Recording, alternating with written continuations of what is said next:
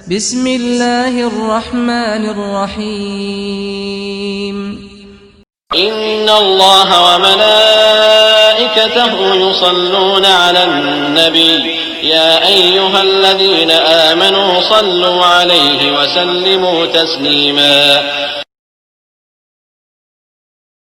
پیارے بھائیو، اگر کوئی ساتھی یہ چاہتا ہے کہ رب ذوالجلال اس کے درجات بلند کرے، اس کے گناہ معاف کرے، اللہ تعالیٰ اس پر رحمتیں نازل کرے، تو اسے چاہیے کہ وہ کثرت سے نبی علیہ السلام پر درود بھیجیں.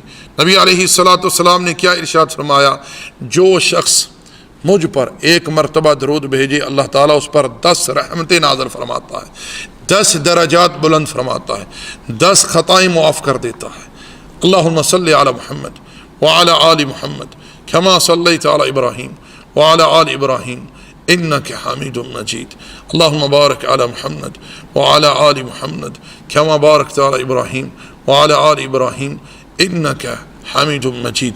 اور یاد رکھیں، دعا میں نبی علیہ السلام پر کثرت سے درود بھیجنا دعا کے استجابات میں سے ہے، اللہ تعالیٰ قبول فرماتا ہے.